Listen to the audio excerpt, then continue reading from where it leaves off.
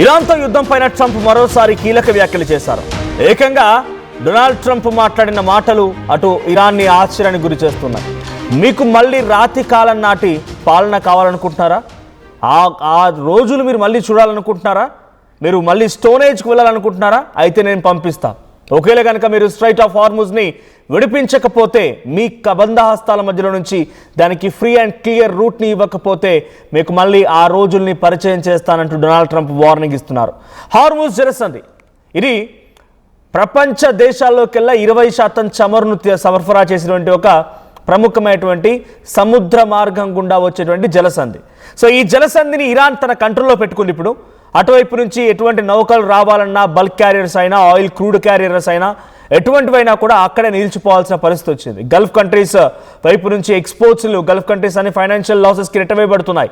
అమెరికాకి అటువైపు అనుమతి లేదు, ఇరాక్కి అనుమతి లేదు, బహ్రాన్, బనామా, ఖతార్, కువైట్, యుఏఈ, సౌదీ, ఇలా ఒకటా రెండా ఆ దేశాల వెంట వచ్చేటువంటి ఆయిల్ సరఫరా పూర్తిగా నిలిచిపోయింది. కేవలం మూడు దేశాలకి, అది ఇండియా, రష్యా అండ్ చైనాకు మాత్రమే ఆ దేశాలకు వెళ్ళడానికి కొంత పాకిస్తాన్ అవకాశం కల్పించింది. ఈ దేశాలకు మాత్రమే ఆ హార్ముజ్ జలసంధి వెంట నౌకలు వెళ్తూ ఉన్నాయి. సో ఇప్పుడు నాటో దేశాలన్నీ డొనాల్డ్ ట్రంప్కి వ్యతిరేకంగా మారిపోతున్నాయి. ఏమని? మాకు మొదటి వరకు అక్కడి నుంచి చాలా పెద్ద మొత్తంలో క్రూడ్ ఆయిల్ వచ్చేది, చాలా వరకు బల్క్ క్యారియర్స్ వచ్చేవి. నువ్వు చేయడం మూలంగా, నువ్వు యుద్ధం మొదలుపెట్టిన నాటి నుంచి ఇరాన్ అక్కడ ఆ జలసంధిని మూసివేయడంతో మాకు రావాల్సిన క్రూడ్ ఆయిల్ రావడం లేదు, మాకు రావాల్సినటువంటి బల్క్ క్యారియర్స్ రావడం లేదు. సో నీ కారణంగా మేము ఇబ్బంది పడుతున్నాం. ఒకవేళ మేము కూడా అక్కడి నుంచి ఇప్పుడు నౌకల్ని తీసుకురావాలంటే మాకు ట్యాక్స్ అడుగుతున్నాడు ఇరాన్.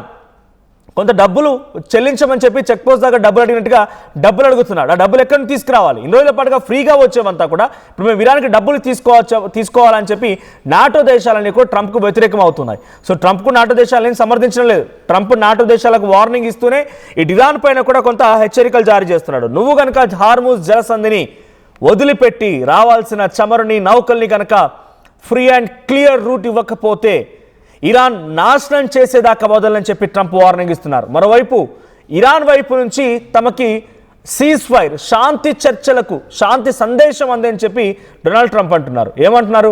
కాల్పుల విరమణ కోసం ఇరాన్ అధ్యక్షుడు పెజెస్కియాన్ తనకు విజ్ఞప్తి చేశారని, పెజెస్కియాన్ గత అధ్యక్షుల కంటే కూడా చాలా తెలివైన వాడని ఆయన మాట్లాడుతున్నారు. So new regime president much less radicalised and far more intelligent than predecessors has just asked the United States of America for a ceasefire. We will consider when Hormuz is open, free and clear, until we are blasting Iran into oblivion, or as they say, back to the Stone Ages. So stone ages, రాతి కాలం నాటి పరిపాలనకి, లేకుంటే అప్పటి పరిస్థితిని మళ్ళీ మీకు చూపిస్తాను. గతంలో ఉన్నటువంటి ప్రెసిడెంట్ల కంటే కూడా ఇప్పుడున్నటువంటి ప్రెసిడెంట్ చాలా తెలివైన వాడు, గొప్పవాడు అని చెప్పి ఆయన సమర్థిస్తూనే, బికాజ్ ఆయన మమ్మల్ని వదిలేయండి అని చెప్పి సీజ్ ఫైర్ కోసం అడుగుతున్నాడు అనేటువంటి మాటను డొనాల్డ్ ట్రంప్ మాట్లాడుతున్నారు. మరి దీంట్లో ఆయన గతంలో చేసిన ట్వీట్స్కి ఏమాత్రం రుజువు కానీ ఎక్కడ కూడా దీన్ని ఇరాన్ ఒప్పుకున్న పరిస్థితి లేదు. మరి నిజంగానే పెజెస్కియాన్ వార్నింగ్ ఇచ్చి అంతకంతకి అనుభవిస్తారు. అలీ ఖమేనీ ప్రతి రక్తపు చుక్కకి 10 మంది చొప్పున డెఫినెట్గా మేము అమెరికా, ఇజ్రాయెల్ వైపు నుంచి ప్రాణాలు తీస్తామని వార్నింగ్ ఇచ్చిన పెజెస్కియాన్ ఇప్పుడు డొనాల్డ్ ట్రంప్కి శాంతి సందేశం పంపించాడా? సీజ్ ఫైర్ అంటూ అడుక్కుంటున్నాడా? దీంట్లో వాస్తవాలు ఏంటనేది ఇరాన్ రియాక్ట్ అయిన తర్వాత దీనికి సంబంధించి క్లారిటీ వచ్చే అవకాశం ఉంది. బట్ డొనాల్డ్ ట్రంప్ క్లెయిమ్ చేస్తున్న మాట ఏంటి? గతంలో ఉన్నటువంటి ప్రెసిడెంట్ల కంటే కూడా ఇప్పుడున్న ప్రెసిడెంట్ చాలా గొప్పవాడు, తెలివికల్లవాడు. ఎందుకంటే ఆయన నన్ను సీజ్ ఫైర్ కోసం అడుగుతున్నాడు, యుద్ధాన్ని ఆపేయమని రిక్వెస్ట్ చేస్తున్నాడు. నేను ఎప్పుడు దీన్ని కన్సిడర్ చేస్తానంటే ఎప్పుడైతే హార్ముజ్ జలసంధి అనేది ఓపెన్ అవుతుందో, క్లీన్గా మరియు ఫ్రీగా అయిపోతుందో అప్పుడు మాత్రమే దీన్ని యాక్సెప్ట్ చేస్తాను ఈ సీజ్ ఫైర్. లేదనంటే యుద్ధం కొనసాగుతూనే ఉంటుంది. ఆ తర్వాత ఇరాన్ ప్రజలకి, ఇరాన్ ప్రభుత్వాలకి రాతి కాలం నాటి పాలనని, లేకుంటే రాతి కాలం నాటి సిచ్యువేషన్ని మళ్ళీ చూపిస్తాను. స్టోన్ ఏజ్ అంటే చాలా యాన్షియంట్ పీరియడ్. సో ఆ సిచ్యువేషన్ని మళ్ళీ తీసుకొస్తానటువంటి మాట డొనాల్డ్ ట్రంప్ మాట్లాడుతున్నారు. అయితే ఇరాన్ మంకు పట్టు వదలకుంటే మాత్రం ఈ స్థాయిలో దాడులు తప్పవని డొనాల్డ్ ట్రంప్ హెచ్చరికలు జారీ చేస్తున్నారు. యుద్ధం ముగించే ప్రసక్తే లేదంటున్నారు డొనాల్డ్ ట్రంప్. అటు ట్రంప్కి తాము లొంగేదే లేదని చెప్పి ఇరాన్ విదేశాంగ మంత్రి అబ్బాస్ అగార్చి కూడా గతంలో ట్వీట్ చేయడం చూసాం. ఎట్టి పరిస్థితుల్లో కూడా మేము ట్రంప్కి లొంగము, ట్రంప్ కిందికి వెళ్ళము, ట్రంప్ చెప్పిన మాట వినము, ట్రంప్కి అంతకంతకు సమాధానం చెప్తాను, definitely they will also get punished by us. మా ద్వారా వాళ్ళు కూడా పనిష్మెంట్ పొందుతారు. దమ్ముంటే యుఎస్ ట్రిపోలి అనేటువంటి వార్షిప్ ఇరాన్ సమీపంగా వచ్చిందని చెప్పి డొనాల్డ్ ట్రంప్ చెప్తున్నాడు కదా, వాళ్ళని ఒక్కొక్కరిని అడుగు పెట్టమని చెప్పండి ఇరాన్ భూభాగం పైన, చూద్దాం ఎలా ఉంటుందో. ఒక్కొక్కరు ఒక్కో షాయిదీ డ్రోన్గా మారిపోయి వాళ్ళంతా వాళ్ళే పేలిపోయి పుచ్చలు ఎగిరిపోతాయని చెప్పి ఇరాన్ విదేశాంగ మంత్రి అబ్బాస్ అగార్చి కూడా గతంలో ఒక ట్వీట్ చేయడం చూసాం. చివరికి పోరాటం చేస్తూనే ఉంటామని చెప్పి అబ్బాస్ అంటున్నారు. ఆయన ఇరానియన్ విదేశాంగ మంత్రి, ఇక్కడ ఫోటోలో కనిపిస్తున్న వ్యక్తి ఆయనే. సో అబ్బాస్ అగార్చి అండ్ పెజాస్కియాన్ ఇద్దరు కూడా వాళ్ళు వార్నింగ్ ఇస్తున్నారట్టుగా మనకు ట్వీట్ల ద్వారా, వాళ్ళ మెసేజ్ల ద్వారా, వాళ్ళ సందేశాల ద్వారా అర్థమవుతోంది. కానీ డొనాల్డ్ ట్రంప్ మాత్రం వీళ్ళంతా నా కాళ్ళ కిందకు వచ్చారు, నాకు సీజ్ ఫైర్ చేయమని కోరుకుంటున్నారు, నేను సీజ్ ఫైర్ చేయకపోతే వాళ్ళు బ్రతికేలలేరు, సరే సీజ్ ఫైర్ సిద్ధంగా ఉన్నా కానీ నాకు స్ట్రైట్ ఆఫ్ హార్మూజ్ని వదిలేయండి, దానికి అవకాశం కల్పించండి అని చెప్పినట్టుగా డొనాల్డ్ ట్రంప్ మాట్లాడుతున్నారు. సో ట్రంప్ ట్వీట్ ద్వారా ఒక సంచలన విషయం ఏంటంటే, నేను మళ్ళీ ఇరాన్ పైన యుద్ధం చేస్తా, అంటిల్ ఆర్ అన్లెస్ వాళ్ళు స్ట్రైట్ ఆఫ్ హార్మూజ్ని వదిలేంత వరకు నేను యుద్ధం కొనసాగిస్తా. Will consider when strait of Hormuz is open, free and clear. Until then we're blasting Iran into oblivion or as they say back to the stone ages అని చెప్పి ఆయన చెప్తున్నారు. ఆయన ఒక రకంగా వార్నింగే ఇచ్చారు.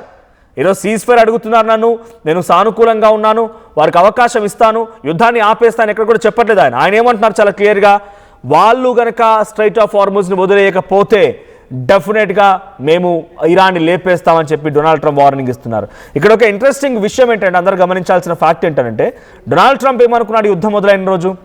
కేవలం మహా అయితే 2 రోజులు 3 రోజుల యుద్ధం జరిగింది, ఇరాన్ మొత్తాన్ని కూడా నేలమట్టం చేసి ఆ భూమిని మొత్తాన్ని కూడా వణికించేస్తా. ఇట్లా ఈ వణుకుడు వణికిన తర్వాత ఇరాన్ తన మాట వింటది, ఇరాన్ పూర్తిగా కుప్పకూలిపోతుంది. అక్కడ రాజే కోల్పోయిన తర్వాత ఇరాన్ సైన్యం ఏం చేయగలదు అనేటువంటి ఒక ధీమాతో, ఒక భరోసాతో డొనాల్డ్ ట్రంప్ ఉండేవాడు. కానీ ఎవరు ఊహించని రీతిలో ఇరాన్ రిటిలియేట్ చేయడం మొదలుపెట్టింది, అటు కౌంటర్ అటాక్ ఇవ్వడం మొదలుపెట్టింది. డైరెక్ట్గా అమెరికాపై బ్లాస్ట్ చేయకపోయినా, నిన్న కూడా మీరు చూసే ఉంటారు ఆర్టీవీలో, అమెజాన్ మైక్రోసాఫ్ట్కి సంబంధించినటువంటి కార్యాలయాలపై కూడా దాడి చేస్తామని ఇరాన్ ట్వీట్ చేయడం చూసాం. అంటే అమెజాన్ మైక్రోసాఫ్ట్ కార్యాలయాలు ఎక్కడున్నాయి? దీని హెడ్ ఆఫీసులు అన్నీ కూడా అమెరికాతో లింకప్ అయి ఉంటాయి. సో వన్స్ ఇరాన్లో ఉన్నా, లేదంటే గల్ఫ్ కంట్రీస్లో ఉన్నటువంటి అమెజాన్ అండ్ మైక్రోసాఫ్ట్ లాంటి కంపెనీస్ ఉన్నా కూడా వాటిపై అటాక్ చేసినా indirect it's an attack on America కదా. అమెరికా కంపెనీలపై అటాక్ చేసినప్పుడు అమెరికాపై అటాక్ చేసినట్టే, అమెరికా ఎయిర్ బేస్లపై అటాక్ చేసినా అమెరికాపై అటాక్ చేసినట్టే. సో ఈ రకంగా గల్ఫ్ కంట్రీస్ ఉన్నటువంటి అమెరికన్ స్థావరాల పైన, అమెరికాకు సంబంధించిన ఫైనాన్షియల్ ఆస్పెక్ట్స్ పైన దెబ్బ కొడుతూ కంటిన్యూస్గా ఈ వార్ని సుమారుగా 5 వారాలకు తీసుకొచ్చింది. నెల రోజులు గడిచిపోయింది ఆల్రెడీ. ఇప్పుడు ఆల్మోస్ట్ నెల గడిచి కూడా అటు ఇటుగా 10 days అవుతోంది. ఫిబ్రవరి 28న మొదలైనటువంటి ఈ వార్ ఆల్రెడీ నెల గడిచిపోయింది. ఇప్పుడు ఆల్మోస్ట్ మనం ఏప్రిల్ 2nd రోజు ఉన్నాం మనం ఇప్పుడు. సో ఈ రకంగా యుద్ధాన్ని కొనసాగిస్తూనే ఉన్నాడు అటు ఇరాన్. సో ఇరాన్కు ఉన్నటువంటి అతిపెద్ద పవర్ ఏంటంటే strait of Hormuz. Strait of హార్మూజ్ను నిలిపివేయడం మూలంగానే నాటో దేశాలు డొనాల్డ్ ట్రంప్పై ఒత్తిడి తీసుకొస్తున్నాయి. జపాన్ ప్రధాని ఏకంగా డొనాల్డ్ ట్రంప్ని కలవాల్సిన పరిస్థితి వచ్చింది. అటు గల్ఫ్ కంట్రీస్ అన్ని కూడా డొనాల్డ్ ట్రంప్ పైన ఒత్తిడి తీసుకొస్తూ ఉన్నాయి. స్ట్రైట్ ఆఫ్ హార్మూజ్ కనుక ఇరాన్ తన కంట్రోల్లోకి తీసుకోకపోయినట్టయితే ఈ పాటికే ఇరాన్ పైన చాలా భయంకరమైనటువంటి దాడితో డొనాల్డ్ ట్రంప్ ఎప్పుడో చేసేవాడు. ఇరాన్ని పూర్తిగా తన రెజిమెంట్ తీసుకొచ్చి అక్కడ శాల పరిపాలన మళ్ళీ మొదలు పెట్టేవాడు. ఎప్పుడైతే స్ట్రైట్ ఆఫ్ హార్మూజ్ని ఇరాన్ తన కంట్రోల్లోకి తీసుకుందో ఆ తర్వాత నుంచి డొనాల్డ్ ట్రంప్ ఏం చేద్దాం అనుకున్నా కూడా కొంత ఇబ్బంది ఆలోచించాల్సిన పరిస్థితి. నేను ఇక్కడ దాడి చేస్తే మళ్ళీ వాళ్ళు వచ్చి గ్యాస్ ఫీల్డ్స్పై దాడి చేస్తున్నారు. మొన్న ఇజ్రాయెల్ వెళ్ళి అక్కడ సౌత్ పార్స్ గ్యాస్ ఫీల్డ్పై దాడి చేసింది ఇరాన్లో. దానికి కౌంటర్ అటాక్గా ఇరాన్ ఏం చేసింది, ఖతార్ ఉన్నటువంటి దోహా ప్రాంతంలో రస్లాఫ్ అనేటువంటి ఒక LNG గ్యాస్ ఫీల్డ్పై దాడి చేసింది. దీని పరిణామం ఎంత? కొన్ని వేల కోట్ల రూపాయలు, 5 సంవత్సరాల పూర్తి నష్టం. ఏకంగా దాన్ని మళ్ళీ రిట్రైవ్ చేయాలి, దాన్ని మళ్ళీ తిరిగి పునరుద్ధరించాలంటే. అంటే ఆ స్థాయిలో ఇరాన్ కూడా రిటిలేట్ చేస్తోంది. సో ఏకంగా డియోగ్రాసి అనేటువంటి హిందూ మహాసముద్రం దగ్గర ఉన్నటువంటి ఒక ఐలాండ్ పైన కూడా డైరెక్ట్గా ఇటు ఇరాన్ ఎక్కుపెట్టి మిసైల్స్ని ప్రయోగించిందంటే వాళ్ళ స్ట్రెంత్ ఏంటో అర్థమవుతోంది.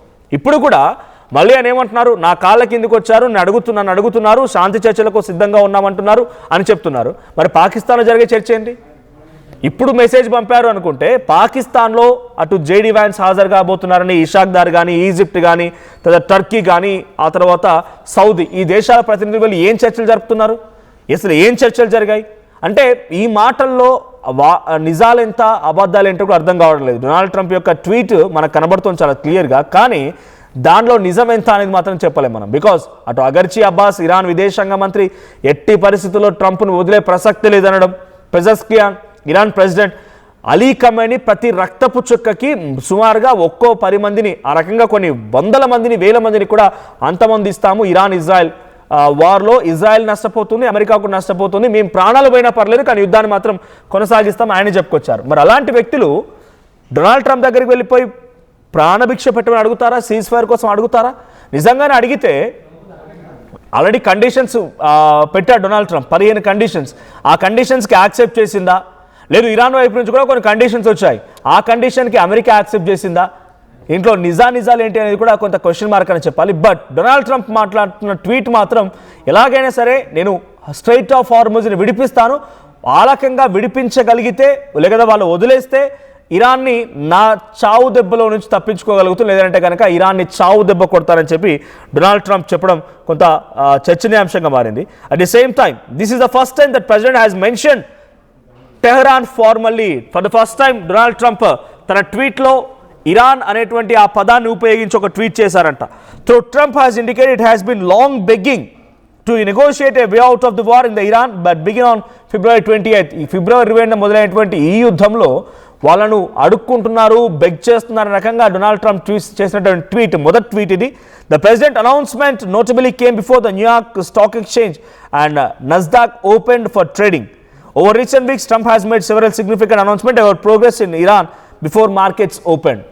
అంటే ఇక్కడ ఇంకొక కాన్స్పిరసీ ఏముందనేది ఒక న్యూయార్క్ పోస్ట్ అనేటువంటి అమెరికన్ వెబ్సైట్ కథనాన్ని చూసి చెప్తున్నాను మీకు. ఇక్కడ ఈ స్టేట్మెంట్ వరకు మాత్రం ఆయన ప్రతిసారి మార్కెట్స్ ఓపెన్ అవుతున్నటువంటి సమయం ఇటువంటి స్టేట్మెంట్ చేస్తున్నాడంట. అంటే మేబీ ఇట్స్ మార్కెటింగ్ స్ట్రాటజీ కూడా, బికాజ్ ఆయన స్టేట్మెంట్ ద్వారా బంగారాల ధరలు పెరిగిపోతాయి, స్టాక్ ధరలు పెరిగిపోతాయి, లేకపోతే పడిపోతాయి, అలాంటి పరిణామాలు ఉంటాయి. కాబట్టి ఆయన యొక్క ట్వీట్ ఏంటి అర్థం? యుద్ధాన్ని ఆపమని చెప్పి వాళ్ళు అడుగుతున్నారు, నేను యుద్ధాన్ని ఆపడానికి సిద్ధంగా ఉన్నాను ఎప్పుడు స్ట్రైట్ ఆఫ్ హార్ముజ్ని వదిలేస్తే. ఒకవేళ కనుక ఇరాన్ స్ట్రైట్ ఆఫ్ హార్ముజ్ వదిలేస్తే యుద్ధం ఆగిపోయినట్టే. యుద్ధం ఆగిపోయిందంటే ప్రపంచ దేశాల్లో శాంతి మళ్ళీ నెలకొన్నట్టే. అలాంటి సిచ్యువేషన్ ఉన్నప్పుడు డెఫినెట్గా స్టాక్లు అనేది పెరిగిపోతూ ఉంటాయి. సో మార్కెట్ ఓపెన్ అయ్యే సమయానికే డొనాల్డ్ ట్రంప్ అనే వ్యక్తి ఇటువంటి స్టేట్మెంట్ తరచుగా పాస్ చేస్తున్నారు ఆఫ్టర్ February 28 అన్నట్టుగా ఆ కథనం రాసుకొచ్చింది. So the stands of Islamic Republic of Iran regarding the defence of the homeland against the onslaught of the forces and evil at the conditions for ending the imposed war has undergone no change and there is no regard whatsoever the resolutions and lies of the criminal aggressors. Pezeshkian spokesperson Saeed Mehdi చేసిన tweet ఇది. ఏమంటాడు ఆయన? So గతంలో కూడా మేము ఈ రకంగా request చేశామని రకరకాలుగా తప్పుడు వ్యాఖ్యలు చేస్తూ డొనాల్డ్ ట్రంప్ మా పైన అబండాలు మోపే ప్రయత్నం చేశాడు. సో ఎక్కడ కూడా మాట్లాడేది అన్నట్టుగా ఆయన ట్వీట్ చేశారు. ఎగ్జాక్ట్గా దుష్టశక్తుల దాడి నుండి మాతృభూమిని రక్షించుకోవడానికి మరియు మాపై అనవసరంగా ప్రెషర్ పెట్టి స్టార్ట్ చేసిన యుద్ధాన్ని ముగించడానికి అవసరమైన పరిస్థితుల విషయంలో ఇస్లామిక్ రిపబ్లిక్ ఆఫ్ ఇరాన్ వైఖరిలో ఎటువంటి మార్పు రాలేదు. అంటే మేము గతంలో యుద్ధాన్ని చేస్తామని చెప్పిన మాట కానీ, యుద్ధాన్ని కొనసాగిస్తాం, ప్రాణాలు పోయినా సరే మా దేశాన్ని మేము కాపాడుకుంటున్న మాట నుంచి మేము ఎక్కడ వెనక్కి తగ్గలేదు. ఇది ఎవరో చేసిన ట్వీట్ కాదు, డైరెక్ట్గా పెజెస్కియాన్కి సంబంధించిన స్పోక్స్ పర్సన్ సయ్యద్ మెహదీ, పెజెస్కియాన్ అంటే ప్రెసిడెంట్, ఇరానియన్ ప్రెసిడెంట్, ఆ ప్రెసిడెంట్ దగ్గర ఉన్నటువంటి స్పోక్స్ పర్సన్ చేసిన ట్వీట్ ఇది. దుష్టశక్తుల దాడి నుంచి మా దేశాన్ని మేము కాపాడుకోవడానికి మేము యుద్ధంలో నుంచి ఎప్పుడు కూడా ముగించడానికి, అంటే ఆ యుద్ధాన్ని ముగించడానికి అన్ని అవసరమైనటువంటి పరిస్థితుల విషయంలో ఇస్లామిక్ రిపబ్లిక్ ఎక్కడా కూడా వెనక్కి తగ్గలేదు. మరియు నేరపూరిత ఆక్రమణలపైన భ్రమలు మరియు అబద్ధాలను ఏమాత్రం గౌరవించదు. అబద్ధం, డొనాల్డ్ ట్రంప్ చేసిన ట్వీట్ అబద్ధం అనేది చాలా క్లియర్గా ఆయన స్పోక్స్ పర్సన్ సయ్యద్ మెహదీ ట్వీట్లో అర్థమవుతోంది. సో ఇటు చాలామంది ఇంకా ట్వీట్ చేస్తున్నారు ఇరాన్ వైపు నుంచి. డొనాల్డ్ ట్రంప్ ట్వీట్ తర్వాత నుంచి కంటిన్యూస్ లెటర్స్ కూడా వస్తున్నాయి. పెజెస్కియాన్ later released a letter of propaganda warning that Iran could outlast American aggression while also claiming that his country narbors no enmity to ordinary US citizens. మేము American సాధారణ పౌరులకు ఇక్కడ వ్యతిరేకం కాదు, మా ఆలోచన అమెరికన్ సాధారణ పౌరులపైన, సాధారణమైనటువంటి వ్యక్తులపైన కాదు, కేవలం డొనాల్డ్ ట్రంప్ పైనే అన్నట్టుగా ఆయన ఒక ట్వీట్ కూడా చేశారు, ఒక లెటర్ కూడా రిలీజ్ చేశారంట. సో అంటే అమెరికా దేశస్తులపైన, అమెరికాలో ఉన్నటువంటి ప్రజలపైన మాకు ఎటువంటి తప్పుడు ఆలోచన, తప్పుడు భావం లేదు. నాటో దేశస్తులపై కానీ ఇతర ఏదైతే ఇబ్బంది పడుతున్నాయి ఇప్పుడు గల్ఫ్ కంట్రీస్లో ఉన్నటువంటి సాధారణ ప్రజలపైన మాకు ఎప్పుడు తప్పుడు ఆలోచన లేదు, వాళ్ళపై దాడి చేయాలన్న ఆలోచన మాకు లేదు. కానీ మాపై దాడి జరుగుతుంది కాబట్టి అక్కడ ప్రభుత్వాలని పైన దాడి చేయడమే మేము చేస్తున్నామనేటువంటి విషయాన్ని పెజెస్కియాన్ కూడా ఒక ట్వీట్ చేస్తూ don't believe in false statements by US Donald Trump అంటూ ఆయన కూడా ఒక స్టేట్మెంట్ పాస్ చేశారు. అంటే తప్పుడు స్టేట్మెంట్ నమ్మకండి అంటూ కూడా ఆయన ఒక ట్వీట్ చేశారు. మరి దీని ద్వారా డొనాల్డ్ ట్రంప్ నిజానికి యుద్ధానికి సీజ్ ఫైర్, సరే వాళ్ళు అన్నది నిజమే అయితే సీజ్ ఫైర్ దిశగా అడుగులు వేస్తారా? స్ట్రైట్ ఆఫ్ హార్ముజ్ని విడిపించుకుంటారా? ఇలా విడిపించుకోవడాన్ని అటు ఇరాన్ యాక్సెప్ట్ చేస్తుందా? ఇరాన్ ఒప్పుకుంటుందా? లేదు నిజంగానే దానికి free and clear open line ఇచ్చేసి యుద్ధాన్ని ముగిస్తుందా? చూడాలి. ఏం జరిగినా ఈ వీకెండ్ అంటే ఈ శనివారం ఆదివారం మరో 2 రోజుల కల్లా ఒక తీవ్రమైన పరిణామాల మధ్య తర్వాత స్ట్రైట్ ఆఫ్ హార్ముజ్ని అటు డొనాల్డ్ ట్రంప్ అయినా ఇరాన్ అయినా వదిలిపెట్టవచ్చు. దానికి కొంత లైన్ క్లియర్ అయ్యే అవకాశం అయితే కనబడుతోంది.